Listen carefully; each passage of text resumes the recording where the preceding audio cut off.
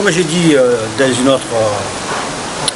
une autre vidéo, quand tu es un peu jeune, tu fais quand un peu n'importe qui, un peu n'importe quoi, bon, parce que tu es jeune. Et puis il y avait un mec là, c'était un beau-frère avec, voilà. Mais on l'aimait bien. Moi je l'appelais Alain de loin, voilà, parce qu'il était charmant. Et comme mon père il m'avait dit un jour, il m'avait dit, tu sais moi, charmant, les hommes, je ne sais pas dire s'ils sont charmants ou pas charmants. Alors mon père j'avais dit, ouais mais tu fais quand même la différence entre Alain Delon jeune et Sim vieux. Voilà. Donc lui on pourrait dire qu'il était charmant. Voilà. Donc on sortait ensemble, là, bon, une période un peu là où les collègues d'enfance s'étaient mariés, donc on était un peu avec lui. Et je ne sais pas de quoi il vivait, mais il ne vivait pas de trucs, de métier vraiment précis, qu'on va dire. D'ailleurs, un jour, je l'ai rencontré à Carrefour, il y a assez longtemps de ça. Ça fait 5 ans que je ne t'ai pas vu, je lui ai dit. Et il me dit, tu te rends compte, il me dit, j'ai rien fait de mal, j'ai braqué une banque, et on m'a mis 5 ans. Je dis, oui, c'est le tarif. Mais bon, à cette époque-là, il ne faisait pas, avec moi d'ailleurs, non, il ne faisait pas de trucs particuliers, il avait toujours la main dans la poche, alors la main dans la poche pour sortir les sous, mais pas à la calibre quand même, hein, parce que bon, non, ça allait.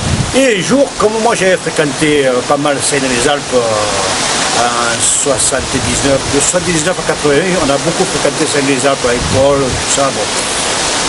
Il dit, tiens, il faudra que je te mène à Seine-les-Alpes, c'est pas mal. Ah, il dit, tu sais, moi la neige, c'est pas mon truc, hein. Je dis, non, mais on va pas skier, hein, t'inquiète pas, on va la baigner 2-3 jours, et après, c'est ça.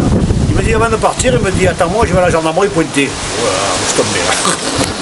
L'histoire est vraie. Mais moi je passe ça. Quand tu es jeune, tu es un peu bête. En principe tu viens grand vers 40 ans en principe. Parce que avant, je dis ah bon, ben, on était parti, il va que pointer finalement. Je dis mais s'il le garde, mais j'irai tout seul. Et il va. On monte à Seine-les-Alpes. Et c'était hors vacances, mois de février. Alors R16TX grise.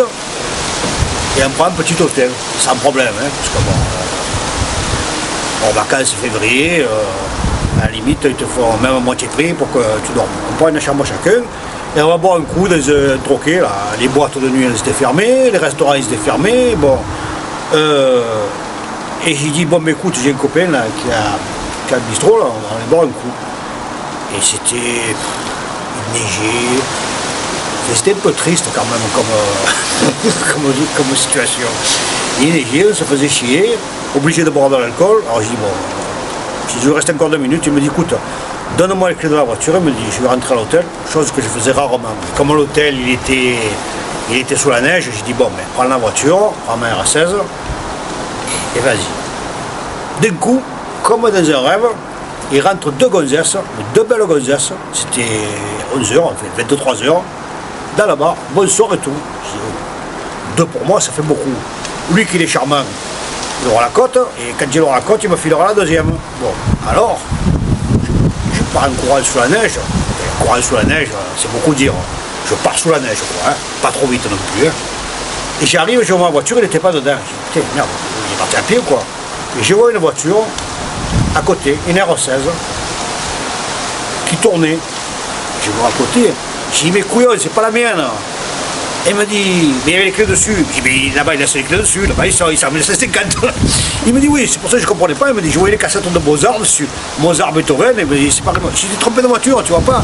Et c'est normal, remarque, j'ai l'excuse. Parce que toutes les voitures là-bas, elles se déblanchent, il y avait la neige. Je te jure que c'est vrai. Et moi, je les gonzesses, on retourne. Alors, tout content. J'ai dit, bon, écoute, travaille pour moi, vas-y, branche-les. Parce que. Si là, toi tu auras plus la cote que moi. Et après j'ai dit bon, on va dire qu'on va boire le champagne à l'hôtel. Il n'y a rien d'autre, on va pas aller dans la voiture, il fait froid. Et on amène les gonzesses à l'hôtel. Et donc une dans chaque chambre. Et on fait comme à Cannes ou à Nice, on téléphone au maître d'hôtel, il dit vous pouvez nous monter le champagne. Et le mec il dit vous prenez pour qui? On est dans les Alpes. Et qu'est-ce que c'est cette histoire? Mais vous avez les filles dans la chambre. Interdit. Les filles sont interdites dans les chambres. Je ne voulais pas qu'on amène des mecs quand même. Je te jure que c'est vrai. Je te jure que c'est vrai, Jean-Paul. Et donc, finalement, bon, ben, on est resté avec lui. J'ai dit, oui, monsieur, accordez-nous quand même une nuit avec chaque fille. Vous savez, nous, on n'a pas beaucoup de filles, tout ça, pour une fois qu'on en rencontre et tout. Et le mec, il nous a pris à pitié. Venez boire un coup avec nous. Le mec, il est venu dans la chambre, il a bu du champagne avec nous. Et il m'avait filé la clairette de piquette, là, tu sais. Bon, enfin, voilà l'histoire de notre ami, que je nommerai pas, mais qu'on a toujours connu.